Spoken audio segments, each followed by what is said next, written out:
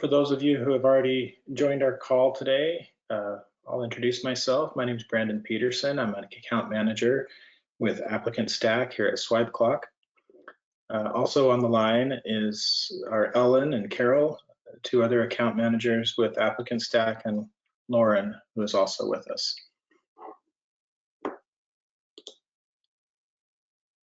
We're going to wait a few minutes to give some late folks a chance to get on the phone before we proceed with our demonstration.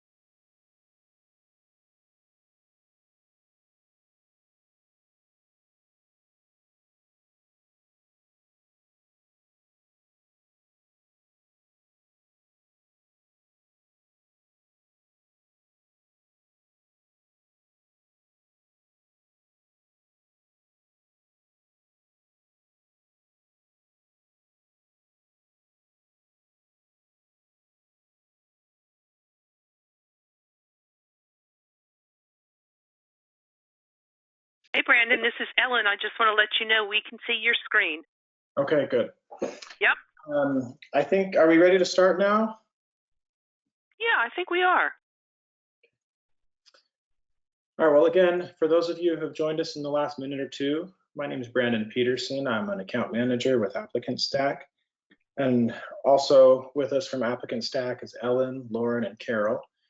We're excited for this week's demonstration, and we're grateful for you for joining us. We hope you take something away from this that will be helpful and help you build your business. So our demonstration today is going to be regarding scheduling events. So within ApplicantStack, there's some calendaring features that can help you schedule events that might be helpful for you in keeping your team organized and on the same page as far as when candidates might be coming in for an interview or doing phone screenings, etc. So the first thing you'll need to do to set this up is to go into ApplicantStack and go to the My Account page. And you'll see here, these are your settings, and you'll need to edit the settings. And you'll need to set up your time availability. So this is kind of this is a hard rule, if you will, of the times that you want to be available to be scheduled for ApplicantStack events.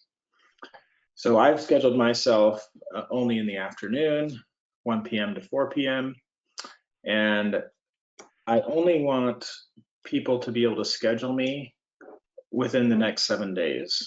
So I put 1 week. So that means anything over a week, people can't see my availability. And I don't want to include weekends. And I don't want the extra step of approving times. So if a candidate is selecting one of my available times, I don't want to have to do the step of approving that time. I just want it to show up in my calendar.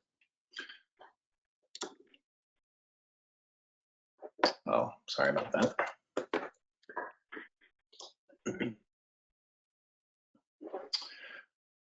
All right, so now that that's saved, and I have another a user here in my,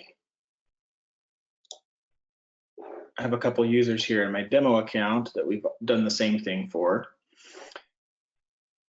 So now I'm going to go to the Candidates tab, and I want to schedule an interview with Marge Simpson, and at that interview I want myself and Mohammed to be there. So I'll check the box here, and I'll go over to Schedule Event.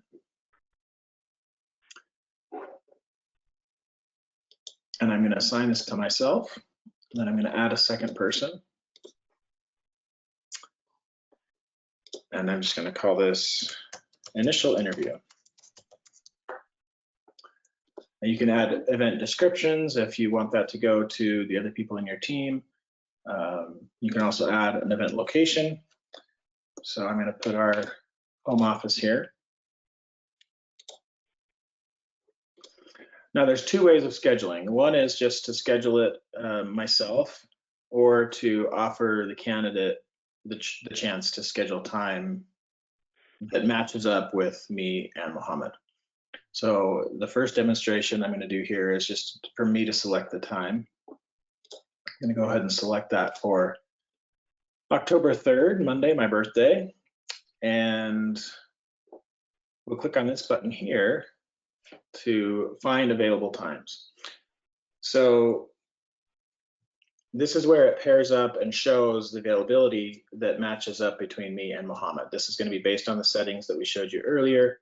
So these are the only times that are shown as available. So we'll go ahead and pick one of these times, 1:30 and a 2.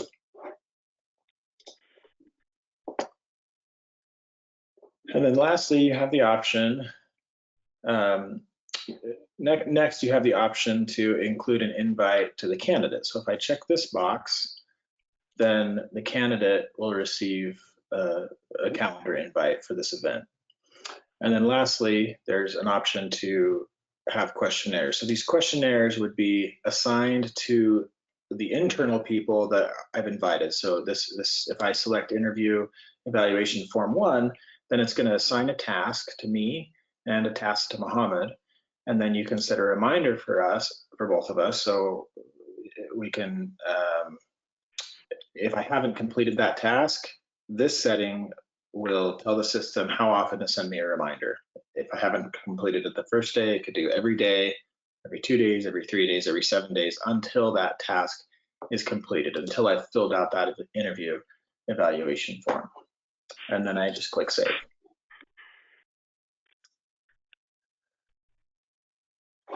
Okay, so then the next option, I'm going to do this again, is to allow the candidate to schedule time on our calendar.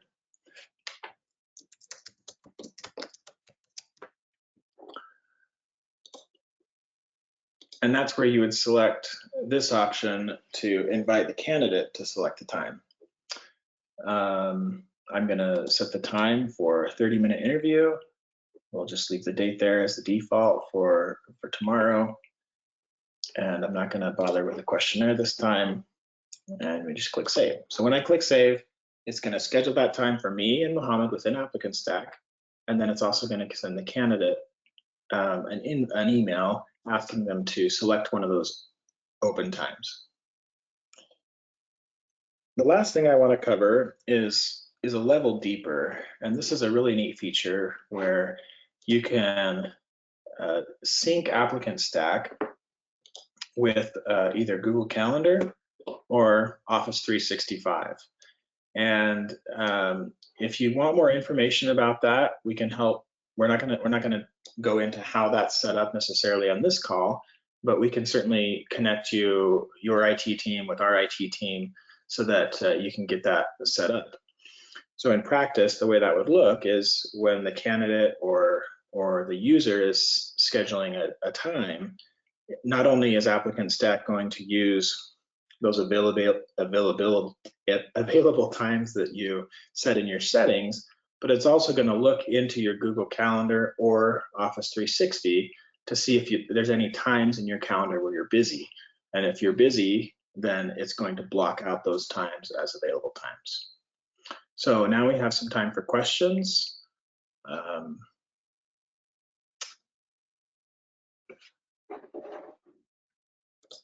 Hey everyone, this is Lauren. So we have a question from Andre Pierre. Andre, I'll just unmute you and you can go ahead and unmute yourself and answer that question. Or ask that question. Can you hear me? Yes. Hey, how are you? Awesome. I just had a question in regards to onboarding, more specifically about the paperwork process. So my director, she was asking if there's a way to avoid the status showing from like work in progress to complete, because we would still have to review the file before it's actually completed. Could you repeat your question? You cut out there for a minute. So onboarding, when candidates are starting to submit paperwork for the onboarding side, as soon as they submit the documentation, it says completed. Is there a way to avoid that transition on the status? Because we still have to review the documentation to make that determination that it's actually the right document to say it's completed. Okay, let me ask a follow-up question. What are you wanting to review? Whether they filled out all the fields correctly? Well, I just don't want the status to change to completed just because they uploaded a document. Like they can upload anything and it would just change to completed.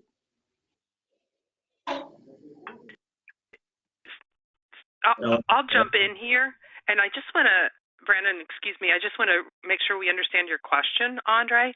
So when you assign, let's just say, a form to a new hire in onboarding, and they access the form via their onboarding portal, and when they have submitted that form, you're going to get a completed notification if you have notifications turned on. Got it. So that's a thing, because I mean, we still have to review the documentation, because I know we've been noticing that candidates are submitting documents that aren't pertaining to the form that we are providing to them. So if someone from the HR side of our department is seeing that it's completed, it's giving them the indication that everything is good to go. So I just want to, if there's a way to avoid that. Oh, so you're asking more about documents that they have to upload, not forms that they have to complete. Well, forms or documents, because once anything is uploaded or is confirmed that they have provided the documentation, it just changes to completed. I just want to avoid the word completed. I don't want the status to change to complete. Is there a way for a user to make that determination that each form is actually completed?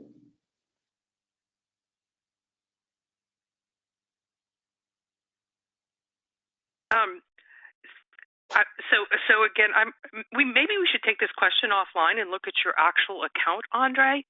But as a new hire completes each of the tasks that you have assigned to that new hire in the onboarding portal, you're going to get each task. You're going to get an email that each task has been completed, but it's on a per task or per form basis, as opposed to having all tasks or forms completed. I just want to dial back to what you originally said as well. I'd be more than happy to take this call offline if that's okay as well. So we can do a screen share. Yeah. Andre, what account are you with? I believe it's childcare staffing. Pardon me? Childcare staffing. Okay, I'm sorry, you sound like you're in a cave. I'm having a hard time understanding you. What? I think it's the AirPods. Let me take these off. I'm going to just go straight to my phone. Sure. Okay. Can you hear me now? Sure. Oh, much better. Thank you, Andre. Oh, wow. Okay. No worries. Okay. So you said what my account is? I'm working with childcare staffing, if that's what you're referring to, like the domain? Yes. Yep. Okay. All right. Okay. That's what we need to know. We'll be back in touch with you and just get clarification, okay? Perfect. Thank you so much. Okay. All right. Thanks, Andre. Of course. Take care. Thanks. Bye. Thanks, Andre. We have a question coming in from Latricia Clinton, so we'll take the question next. Hello? Can y'all hear me? Yes, we Okay. hear you. All right. I have about 2 questions.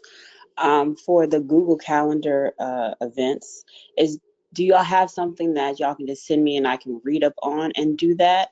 Or you just have to connect us with your IT people? That's the only option.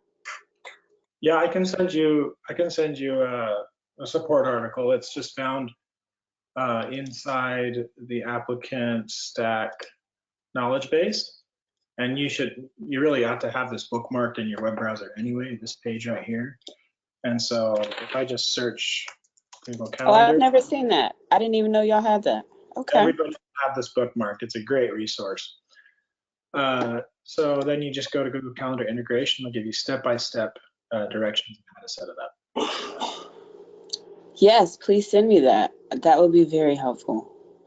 My next question is, when we add new jobs to ApplicantStack, how do we connect our application automatically? So for every job we put up there, I assume that the application will be attached to every new job we created, but that's not the case.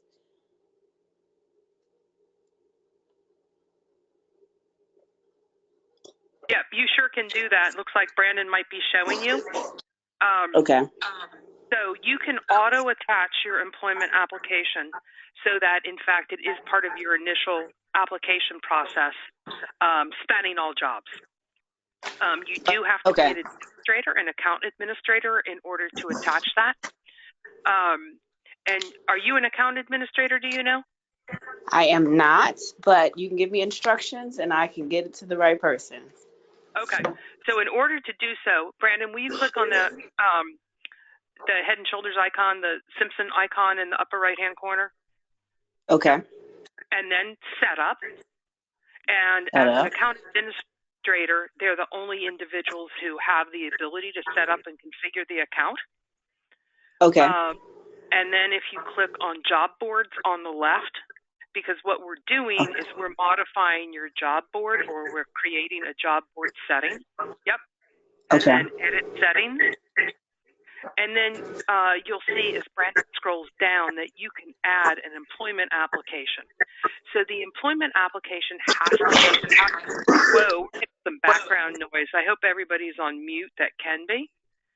That's probably my house. Sorry. Okay. All right. We'll work through it.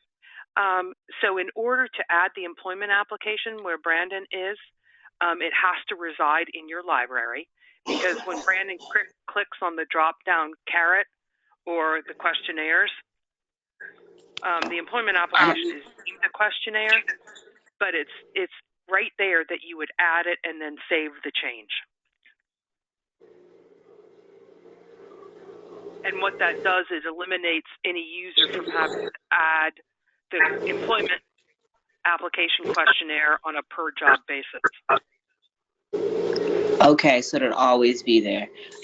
Can you do that one more time? I didn't get, you're on my phone, so I can't see when he right clicks, anything to the right, I didn't see. So after he went to the account and it showed the figure, yeah, I wasn't able to see after that. And edit settings. Yep, so set up. Okay. And then job boards from the menu on the left. Okay, got that. Edit settings for your public job board. Okay. Got it. And then as Brandon scrolls down, you'll see a field that's entitled Employment Application. And that's where you want to add your employment application and then save the change.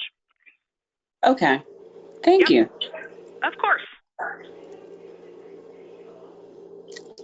And so that will be for anybody that's already applied to. It'll automatically, because we have people that have applied for a job, but the application is not attached to it at all. So yeah, and that would be for just this point going forward. Okay. But what you can do is, Brandon's ahead of me, what you can do is any candidate that you do want that individual to complete the employment application, you can email it to them. Okay, just email it. Okay. Yep. And then again, Brandon can choose the questionnaire at the bottom. Okay, and of it'll course be you in can, there. yep, and write a nice little note saying, hey, please fill out the employment application. They'd receive a link to the application that they can then complete and submit, and then that application will be housed in their candidate record. Okay, thank you. You're welcome. And it's all tracked within ApplicantStack. That's the beauty of it all.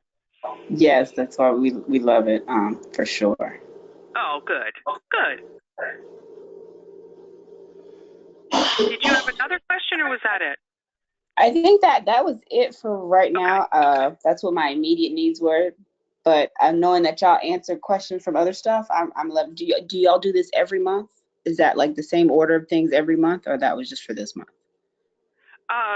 We are going to be doing it. We're going to modify the Ask Me Anything hour to twice a month.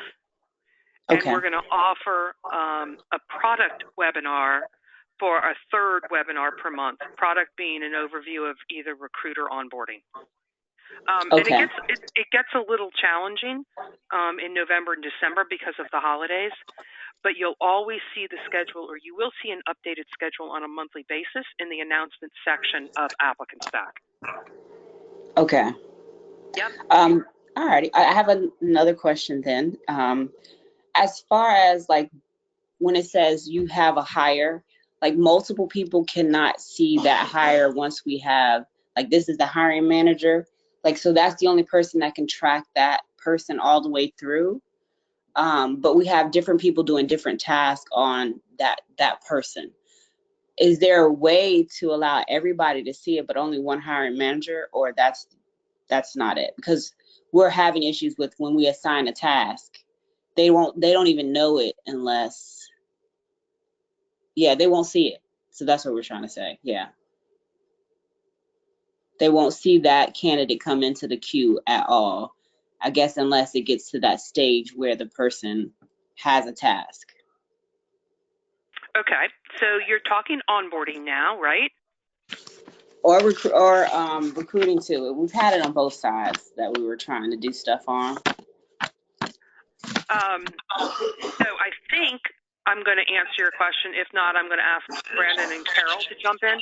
Brandon, if you go to the, yeah. So Brandon's, and Brandon, you can actually jump in here though. Yeah, I'll take it. Yeah, go ahead.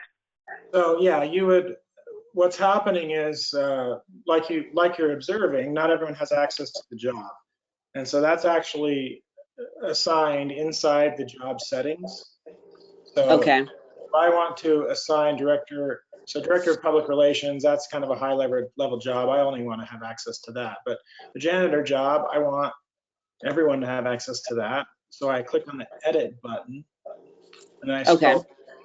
And then you can see here the job owners who gets access. And so all I have to do is select those people, and now they have access to the job.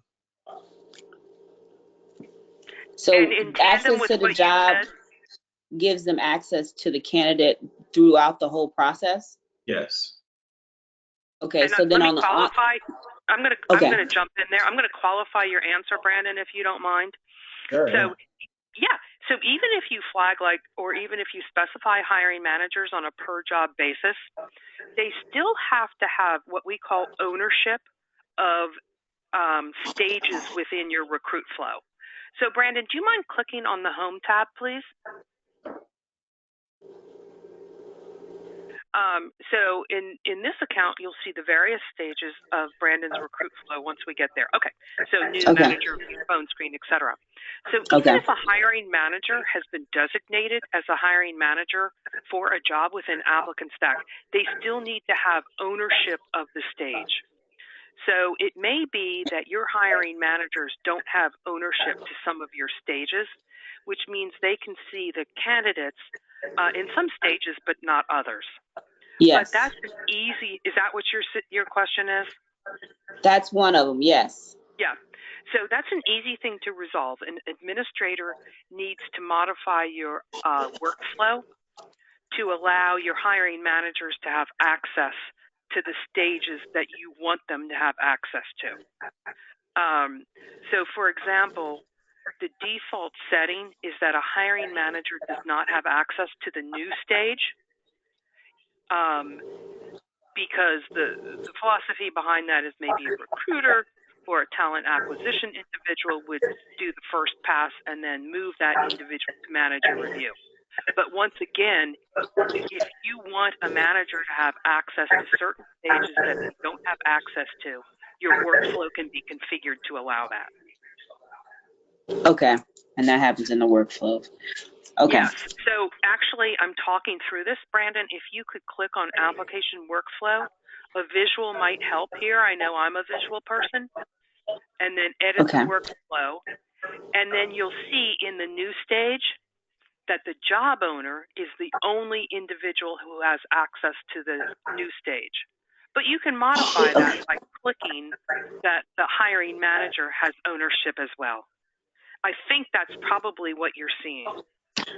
Okay, so they need the ownership part, and that's where we need to, like, job owner, and then we just have them, but not notified. We just want them to be able to see it, but Yep, not be notified. Like, okay. Yep, you can pick and choose. Okay, that's awesome. Okay. And then my other question in this process is on the onboarding side, we don't want everybody to see like all of their documents, but we want them to see some of their documents to upload or to, you know, to move somewhere else. Like, for example, we don't want our people to see people's social security and driver's license, even though we have a form where they can upload it or something like that. Is it possible where they don't see those forms, but they can see all the other forms and edit them and stuff like that? Or is that dependent on the hiring level or whatever, the account profile of each person?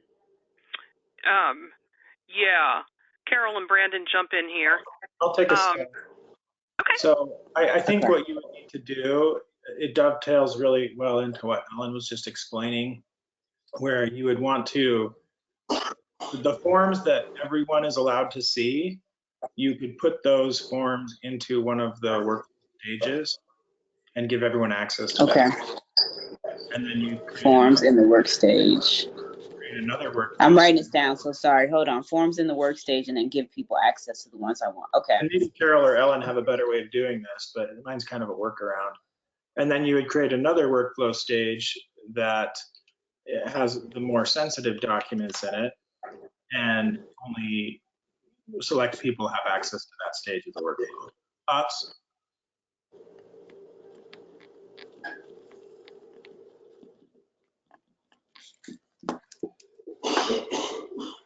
Okay. And with that regards, also, do you still have to change the workflow and change the ownership in the onboarding stage so that everybody can see it too? Because right now, whoever is the hiring manager, after we put them in hire, only the hiring manager now sees all of the new hires, because we only have one person that does that. But we still have people that we want to delegate different tasks to on that in the onboarding process. Yeah, so as you see here on the screen, I don't know if you can, you said you're on your phone, but the yes, interface, I can see what you're doing. the interface would be the same and the steps would be the same. So you would navigate to settings, configure, and then configure the hire workflow, and then assign the different stages to the people that you want to have access to that. So if you're talking about the new stage, then just go into the new stage of the onboarding hire workflow and give everybody access to that. Okay. Awesome. Okay, thank you. I saw the workaround. Just work different stages for the forms I want everybody to look at, and then create a workflow or stage for just the sensitive documents. Okay. That's awesome. So even if they're the hiring manager and they can see everything, they won't see the sensitive stage. I just have to unclick their name. Is that basically what you're saying? Carol, Ellen, can you confirm whether that would work?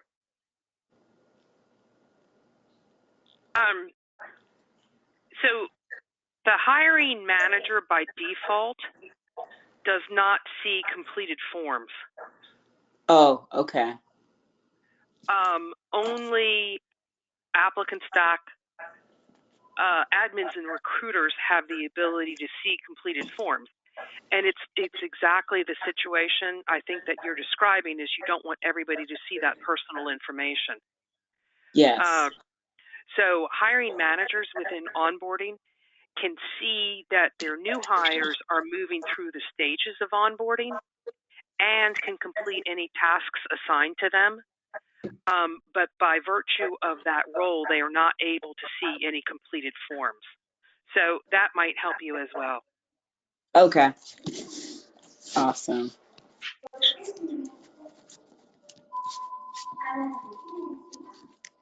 I do appreciate that. That's it for me at the moment. That's what we're here for. Okay. And then when you send me the link, that I probably can go through and find some more information that I have questions about. But in case other people have questions, I do apologize. What was your email address? L.Clinton, CLINTON @precisehcs.org. Okay, I'll send you the link. Thank you very much. Okay, great. Thanks for all of your questions. Oh, thank you. I know. I can send the link here for everybody in the chat box. That works. Perfect.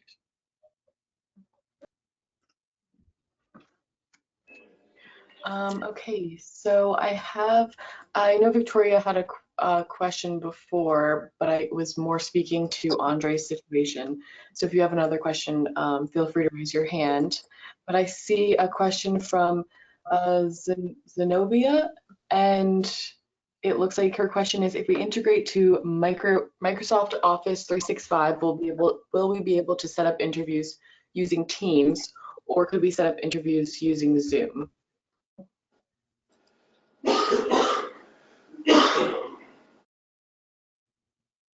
And then you can feel free to unmute if you want to dive into that question a little more.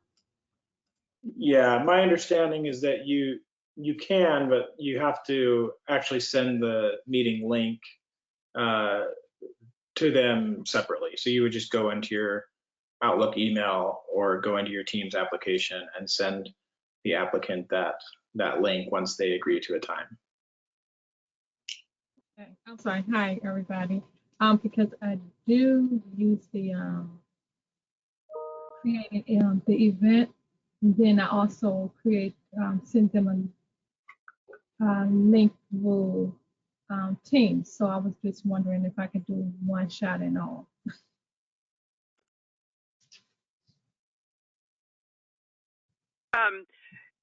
You can. My understanding is that you can use the scheduling event functionality. Good for you. I am so happy to hear you're using that, because I think it's one of the most underrated, underused functions in ApplicantStack. So you're making me happy. And Okay. So I believe you can include a Zoom or a Teams link in that event description and send it off. And we should verify this for you, Zenobia, but what happens is if that link changes, it will not be automatically updated within that calendaring or that scheduling event. This is Carol. I'm going to hop in. When you schedule that event, there is a box, event description. It's optional, but you can enter a description to provide additional information to the users and to the candidate assigned to the event. So you should be able to put that into that box and then include an invite to your candidate to communicate that information. Okay. So in the event description, add the link to the Zoom's meeting or the Teams meeting, and then check the box to send it to the candidate as well. Yeah, that makes sense. Yep. Okay.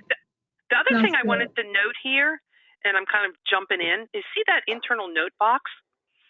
That's another function within scheduling events that if you do include an internal note and you do include the candidate so that the candidate gets an invitation as well, the candidate won't see that internal note.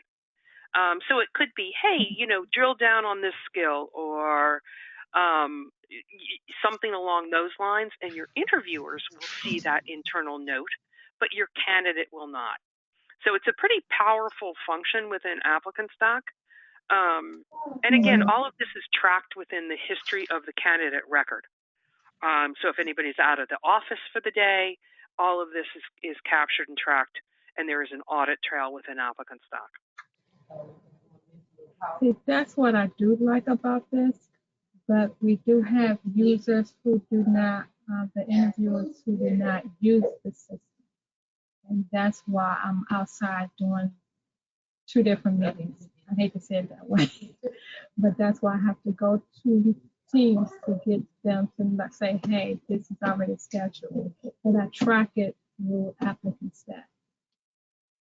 Okay, and I apologize again. I'm having a hard time hearing you, but I think, and I'm going to just make a comment, is that yes, anybody that you schedule an interview with through ApplicantStack does need to be an ApplicantStack user.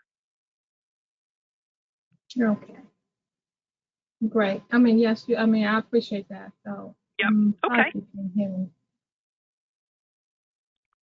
Did we answer your question on that one? Yes. Yes, okay. You answered my question. I just got to get the other staff at the office to use this more. Yes. Well, we'll help you with that when we can. Okay, thank you. Thanks so much for your question. So if anyone else has a question, feel free to drop it in the question box or raise your hand and we can talk to you in person.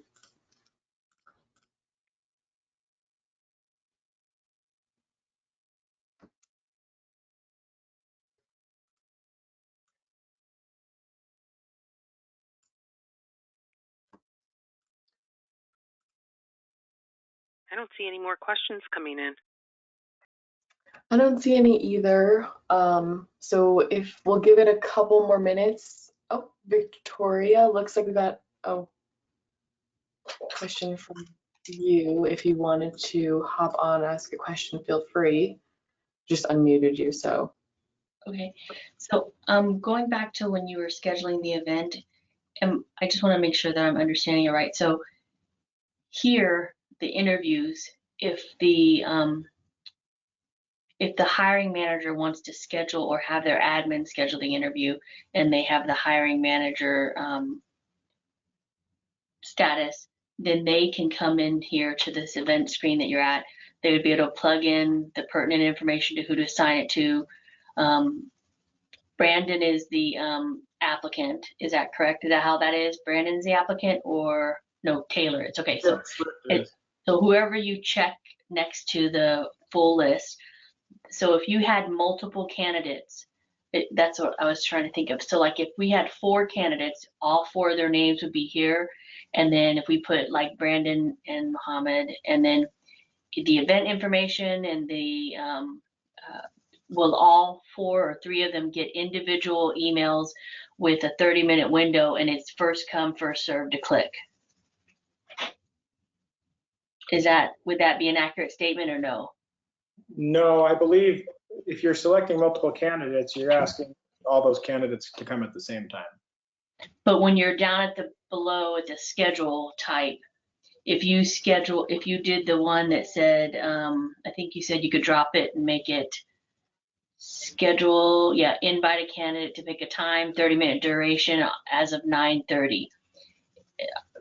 Is it not right then that, like, let's say if one candidate answered their email to check quicker and picked the 9 o'clock slot. So if the 9 o'clock slot's picked by time Marge and Taylor see it, 9 is gone and they can still see anytime after 9:30 is open. Would that be accurate or no? Ellen, Carol?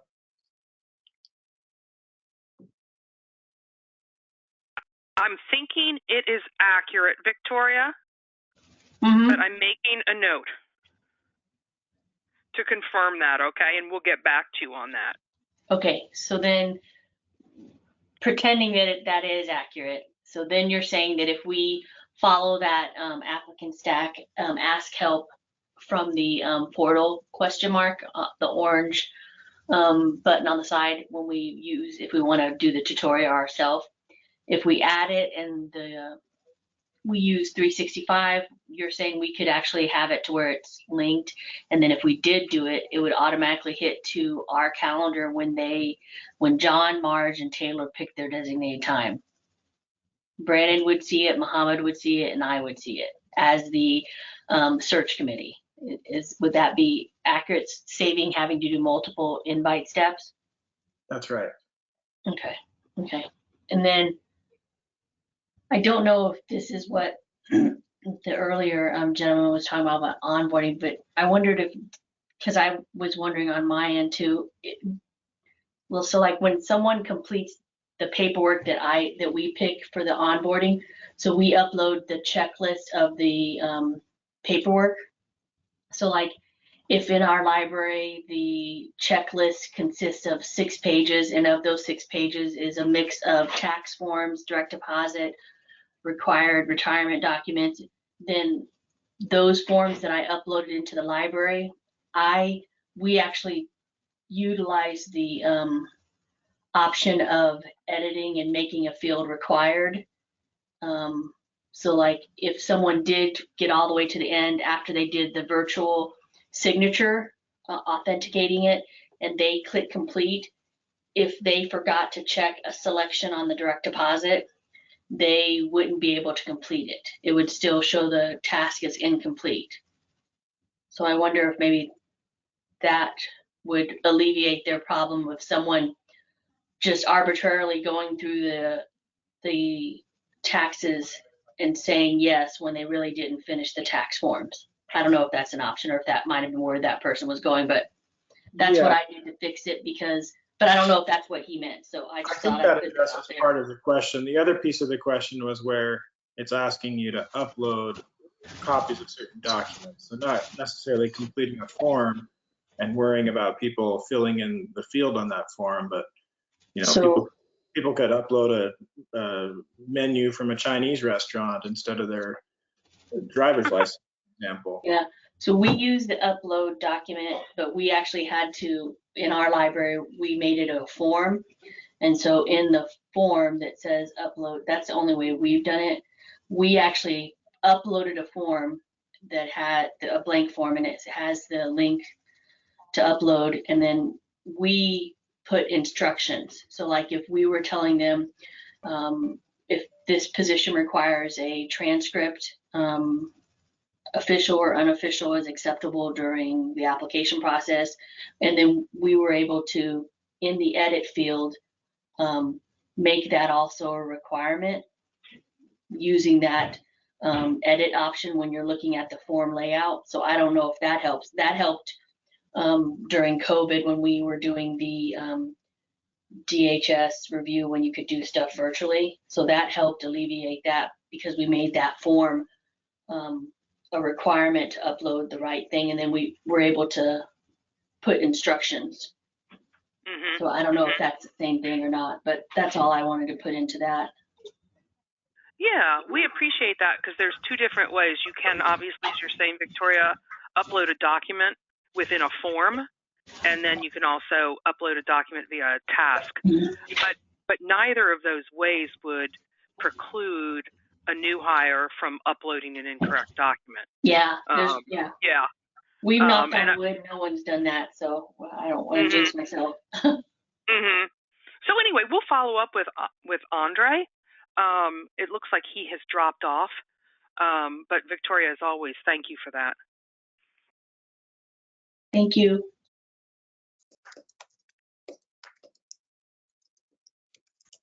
Thanks, Victoria. Any other questions that we have, or if anyone else has a question, feel free to drop it in the chat or raise your hand. We'll give it a couple more minutes and then close it up for today. And just so you all know, Ellen said it earlier, but we will be hosting a couple sessions in October. We're going to do 2 sessions on the 13th and the 27th. And so we will, after this session, after this week, we'll update that link in ApplicantStack so that it's going to bring you to the October sessions. And then, as always, we'll send you an email with that information too.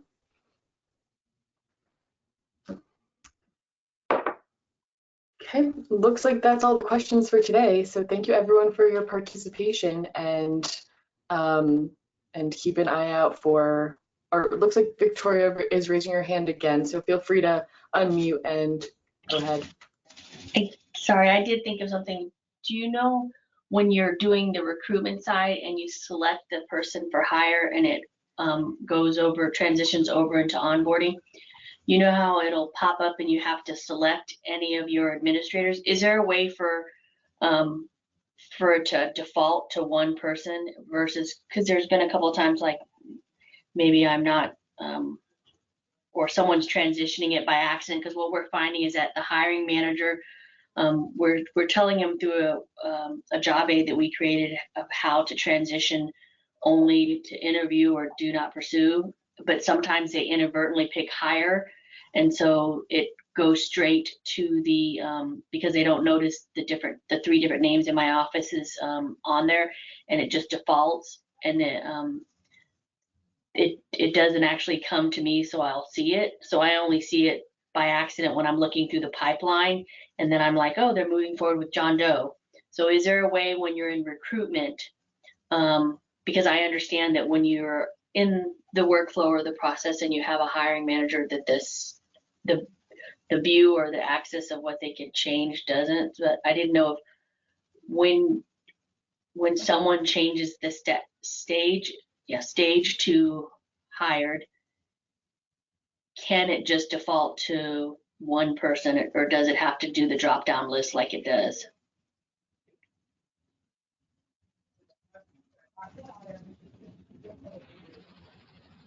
I'm wondering, and Victoria, you always have good questions, if that's a property that can be set.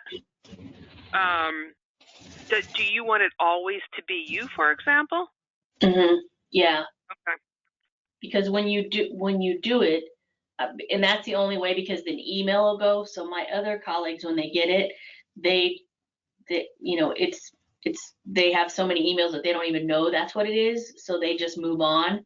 But like when I see it, I can tell, oh, okay, it looks like Mary for blank blank blank changed something by mistake. So I didn't know if like that was a type of option like where you're at, but I try to play with it to find it, but I must not be looking in the right place to let it default to just me. And then like if I was out of the office, it would default, I could manually pick it to someone else. But right now it automatically picks alphabetic first, and then if they don't pay attention because they don't really know what stage they're changing it, it just defaults, and they think they're doing something good and helpful, and they save it and move on, but they never ever. Right. And then we go to winter break, and then we're like, oh, you wanted to hire someone. Got it. Okay. Let me check on that. Okay.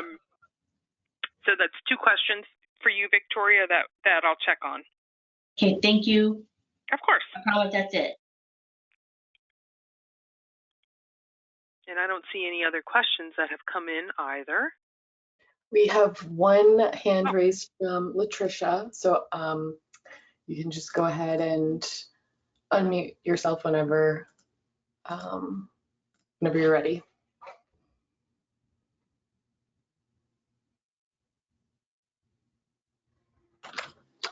Hello.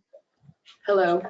I got a quick question about the seminar y'all did about the feedback inside the candidates tabs. Is feedback just for us to like put information in, or the candidate can see that feedback?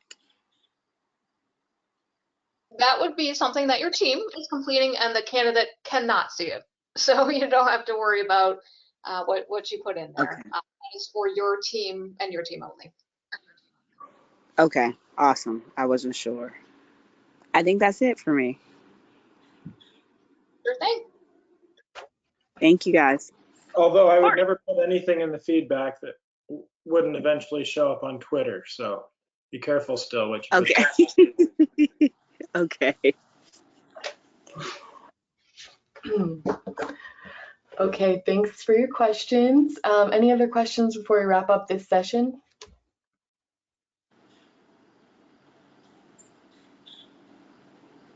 If not, have a great rest of your week to everyone, and keep an eye out for our October link, which will be in the ApplicantStack portal in about a week. And then also we will send emails, or you can find the links in our newsletter too.